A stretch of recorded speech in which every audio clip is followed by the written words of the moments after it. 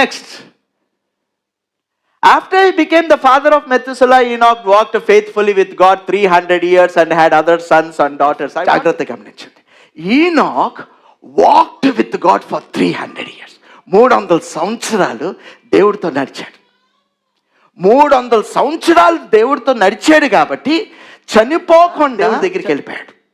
అంటే చనిపోకుండా దేవుడి దగ్గరికి వెళ్ళిపోయాడు అంటే దానికి అర్థం ఏంటి అంటే ఆ మరణాన్ని జయించాడు, ఆ మరణ ఛాయల్ని జయించాడు. మరణ ఛాయలు అంటే ఏంటి అంటే ఆ మరణానికి ఉన్న ఛాయలు, మరణానికి ఉన్న shadows are nothing but the sickness, ఆందోళనలు, కష్టాలు, నష్టాలు, ఇబ్బందులు, వ్యతిరేకులు, ఎనిమిటీ, శత్రుత్వం అన్నిటినీ ఆ మరణ ఛాయల్ని గెలిచి మరణాన్ని జయించి దేవుడి దగ్గరికి వెళ్ళాడు. అంటే దానికి అర్థం ఏంటి? దాంట్లోంచి మనం అర్థం చేసుకోవాల్సిన విషయం ఏంటి అంటే since he walked 300 years with God.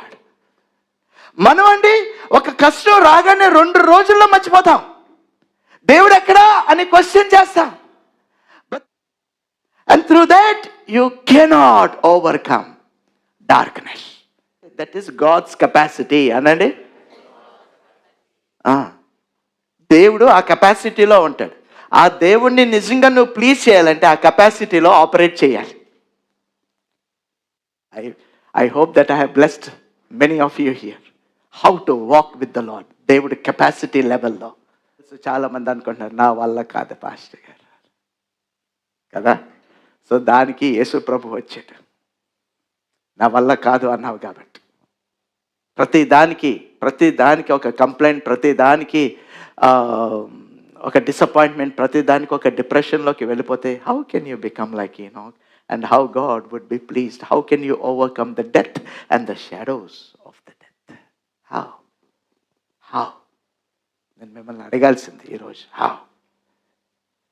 ఒకసారి మీరేమనుకోకపోతే పక్కన వచ్చేసి చేతులు ఏది ఏమైనా అనండి. ఆ పాయింట్కి వద్దాం. ఏది ఏమైనా ఈరోజు పాస్టర్ గారు చెప్పారు, మై గాడ్ దేవుడి కెపాసిటీ అదా. ఏది ఏమైనా నేను చింతించను, ఏది ఏమైనా ఆందోళనకి నేను గురవను, ఏది ఏమైనా ఆ నిరీక్షణని నేను పోగొట్టుకోను, ఏది ఏమైనా నా నోట్లోంచి ఫిర్యాదులు రావు, ఏది ఏమైనా నా నోట్లోంచి ఆరాధనే స్తుతియే వస్తుంది. ఆయన ఎప్పుడు నేను స్తుతిస్తానే ఉంటాను, ఆయన గురించి ఎప్పుడు నేను గణపరుస్తానే ఉంటాను అన్న మాట ఈరోజు మన నోట్లోంచి రానిద్దాం. అన్ని వేళలయందునా నిన్ను పూజించి కీర్తింతును.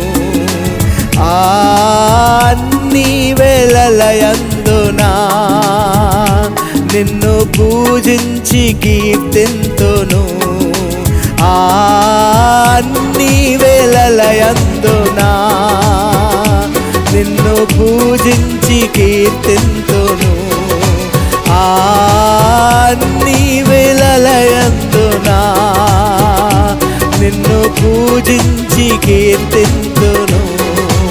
అన్ని వేళలయందునా నిన్ను పూజించి కీర్తింతును.